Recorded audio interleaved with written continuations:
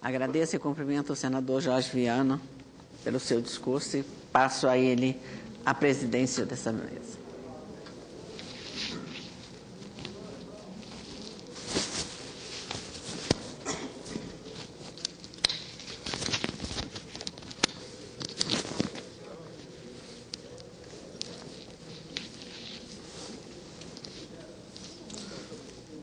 Convido para fazer uso da palavra a senadora Lúcia Vânia.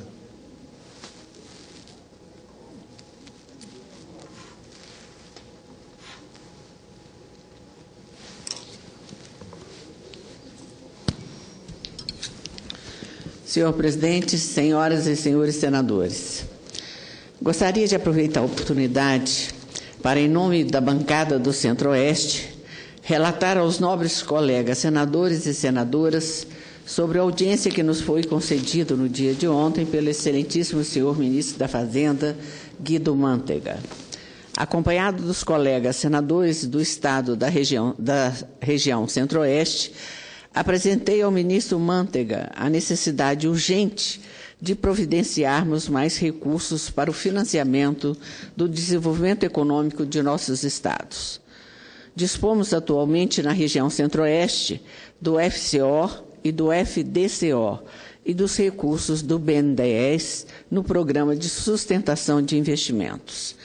Deixamos a audiência com 3 propostas concretas de aumento de recursos para o investimento no Centro-Oeste.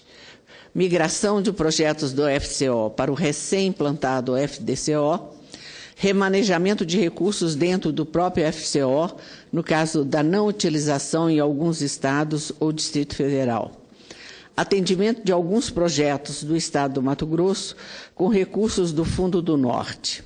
Foi proposto pelo senador Blairo Maggi que o governo crie um fundo equalizador para que os fundos privados possam aplicar em projetos de investimento na região.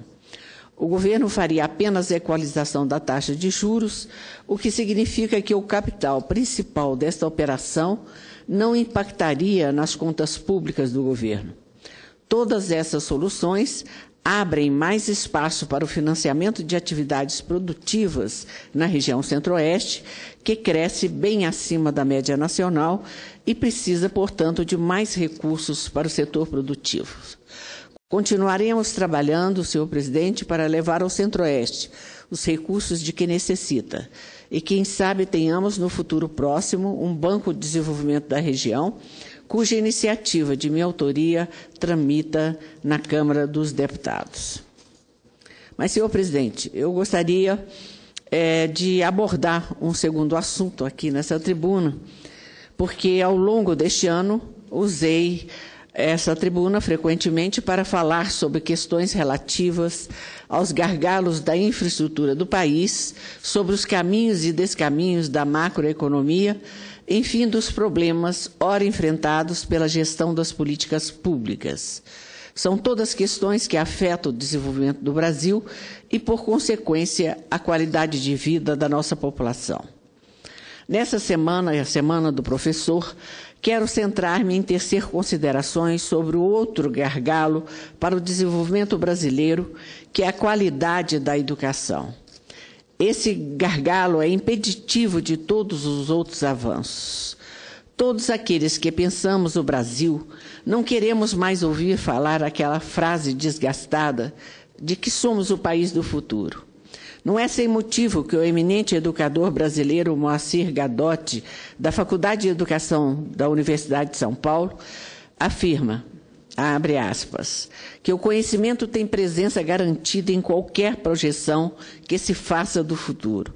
Por isso há um consenso de que o desenvolvimento de um país está condicionado à qualidade da sua educação.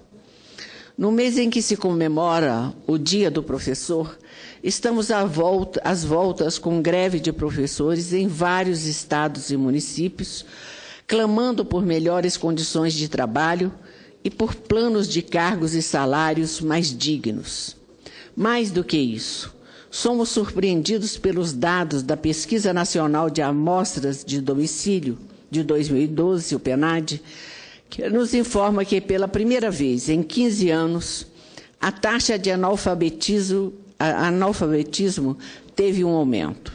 De fato, em pleno início do século XXI, na era da informação, o Brasil, país emergente, que se coloca entre as mais fortes economias do mundo, anuncia que a sua taxa de analfabetismo parou de cair. Em números absolutos, temos 13 milhões de analfabetos entre as pessoas de 15 ou mais de idade. O Nordeste do Brasil concentra mais da metade desse contingente, ou seja, 7 milhões de pessoas. Além disso, temos mais de 19 milhões de pessoas de 10 anos ou mais com apenas um ano de instrução.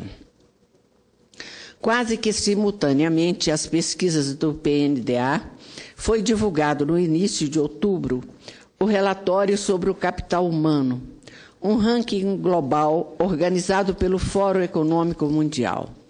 O relatório avalia as condições para o desenvolvimento pessoal e profissional em 122 países e a importância do desenvolvimento dessas habilidades no desempenho de suas economias. O Brasil ocupa o 57º lugar dentre os 122 países considerados. Segundo o relatório, oferecemos razoáveis condições para o desenvolvimento pessoal e profissional das pessoas em nosso país. Entretanto, quando analisamos cada um dos pilares do Índice do Capital Humano, constatamos que ainda temos um longo caminho a percorrer, especialmente na educação. Embora no ranking geral estejamos no 57º lugar, no quesito educação, amargamos o 88º lugar. Quando o quesito é a qualidade da educação, a situação ainda é pior. Na qualidade do sistema educacional, estamos no 105º lugar de 122 países. Na qualidade das escolas primárias, estamos em 109º lugar. E no quesito qualidade do ensino de matemática e ciências, estamos em 112º lugar, dentre 122 países. Esses números nos mostram que ainda temos um longo caminho a percorrer. É preciso que o governo finalmente assuma a responsabilidade com a qualidade da educação. Discutimos nessa casa o Plano Nacional de Educação com validade de 10 anos. O governo apresentou um conjunto de 20 metas, dentre as quais estão proposições anacrônicas, já que há mais de uma década estávamos trabalhando pela qualidade da educação básica e infantil, com a elevação da escolaridade média da população e da taxa de alfabetização, além da valorização dos profissionais de educação. Porém, o Plano Nacional de Educação apresenta poucas metas de qualidade e nenhuma meta de melhoria da gestão em educação. Tenho defendido publicamente que, a par dos recursos financeiros, precisamos de esforços concentrados também na melhoria da gestão da educação. E essa gestão de educação, mesmo na época das tecnologias avançadas, não podem desconsiderar a figura do professor. São eles que ainda dão o diagnóstico do que as crianças sabem e não sabem, e receitam o que precisa ser feito. Afinal, a educação é uma atividade de pessoa para pessoa. Meus cumprimentos, pois, a todos os professores, e meu desejo de que os professores possam deixar as ruas e voltar à sala de aula, que é o ambiente onde ele se sente realizado. Muito obrigada.